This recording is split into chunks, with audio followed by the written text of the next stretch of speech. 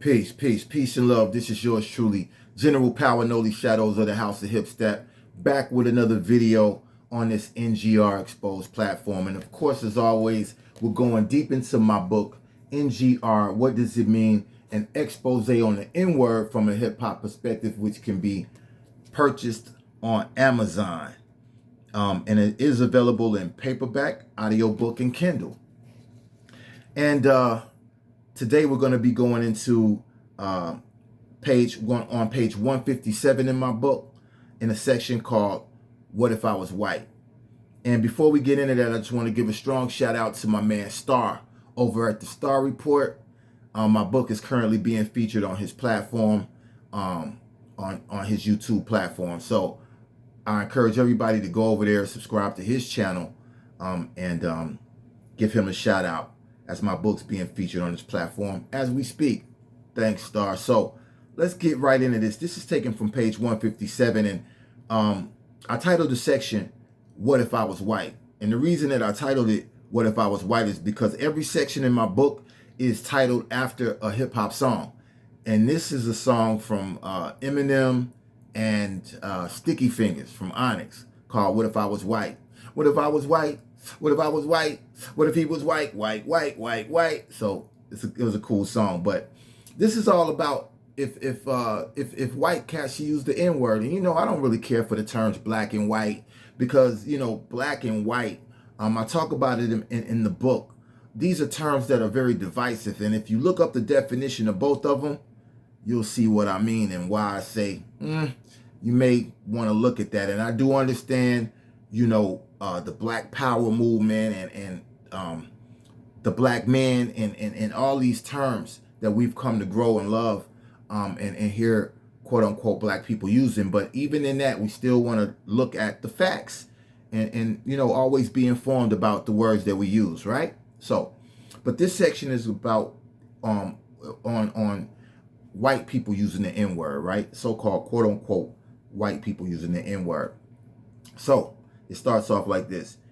It starts off with a quote from my song NGR2, Negusa Power, which is also available on YouTube, and I suggest everybody go check that out. It's from the NGR Project, which is the music project to go along with my books. I have a music project as well, and it starts off with a quote that says, if I was white, I would never use the N-word, because I never would want to offend him or her. I wouldn't rap with it in a song. That could rapidly go wrong, son. I'd leave it alone.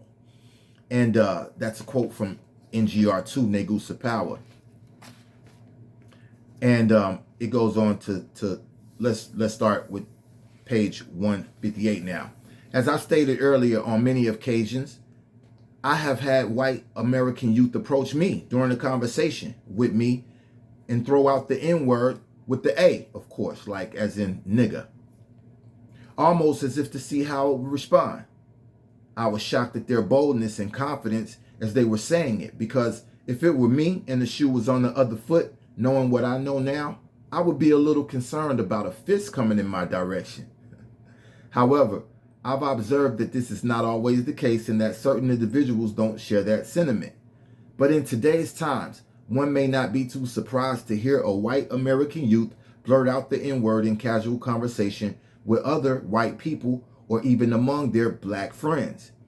And I keep these words white and black in parentheses, all right? I know that that's what we recognize today. So it's not gender specific. There are just as many young white American females using the N-word as a term of endearment as there are males. I remember my former black roommate's white girlfriend using the N-word in conversation with me on multiple occasions. And one day I just asked her why she spoke that way and used the N-word so loosely as a white girl. She said it was just how she grew up and who she hung around her whole life. And she said various people in her life were black. In her mind, that was a reasonable justification for her using the N-word as a white person. Now, and then I go on page 159 about the 2018 Gulf Shores, Alabama incident where Kendrick Lamar was invited the young white female on stage with her to sing the lyrics, and she actually said the N-word. Y'all remember that? I thought that was pretty interesting and funny, because she caught a lot of flack for that. And the reason that I'm going into that today is because, you know, first and foremost, I want to know what you all think about, quote unquote, white cats using the N-word. I mean, is that something that they should be able to do? Should we give them a pass if they use it in the hip hop way, like in a rap lyric, if they're rapping lyrics? Should they be able to use it if they grew up around black friends and they have several black friends, right? And if they grew up in the hood, if they grew up in the projects with you, with black people around, for instance. I'm not saying you personally watching this, but if they grew up in the projects, should they be able to have a pass in using it? And if not, why not? I mean, they grew up around black people who were calling them that, because I know some people of European descent, who are acclimated to hip hop culture and history. They grew up in the hood. They grew up in the projects. They grew up at the rap shows, at the events, and their black friends called them nigga. You know, they be like, yo, you know, that's my nigga right there, you know? Or yo, nigga, like when they talking to him and stuff like that.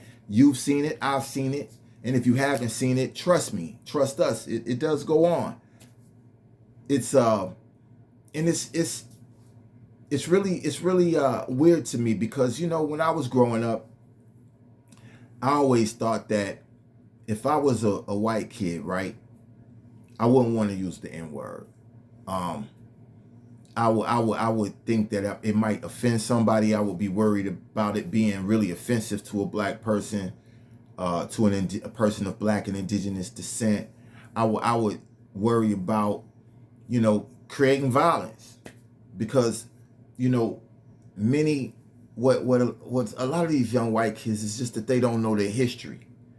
They don't know history. You know, if they knew the history, if they knew that a lot of black people were there, that their black friends' ancestors was lynched on trees, while racist white people and prejudiced white people will call them the N-word and yelling it out at them as they, you know, hung this person, and everybody watched, and they're yelling out the N-word. These things happen, you know. And I don't think that the young white kids that use the N-word in a term of endearment perspective, or in a hip hop way, let's just say that in a hip hop way, I don't think they're thinking that deep about it, you know. So but I just want to enlighten them, and that's why I suggest you to get my book, NGR, What Does It Mean?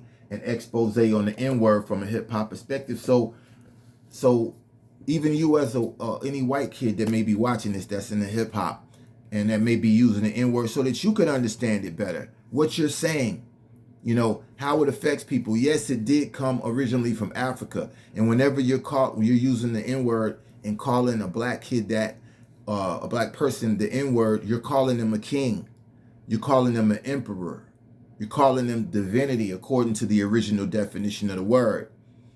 You're not necessarily, you know, but then according to the current definition of the word, as what it's metamorphosized into today, you're calling them something very degrading, something very demeaning, something that their ancestors would call as they were getting killed and lynched and beaten, and fire hoses being turned on them and things like that. So, you know, that young white girl caught a lot of flack for using the N-word at that Kendrick Lamar show. And imagine a lot of white kids will get flack for using it today. You got to be careful. You know, there's a section in there in the book also called At Your Own Risk. And that's taken from a King T song, Salute to King T. And what I'm saying is that you got to remember, when you're using the N-word, you're using it at your own risk, because some people will hear you using that and they won't be very kind in response to you about that. They'll respond in a real negative way. I've seen it happen. I've seen friends get into tussles I've seen the black friends and white friends clash of mine over that word, and create a lot of division, and people get stabbed, and I've seen violence behind white people using the N-word, even in a friendly way. I've seen violence come out of that. So these are things to consider. You know, my white friends back in the day, I always liked them, and the reason that I was able to, I even like got down with this group of white kids that I knew back in the day, because I grew up around all black people, black and indigenous people, and you know, it wasn't until I got older that I started to hang out and meet white friends. But you know what I always liked about them is that they were intelligent. You know, they were smart, and they were smart enough not to be coming up on me and throwing the N-word around, like, you know, even trying to be cool with it. They didn't even think about doing that.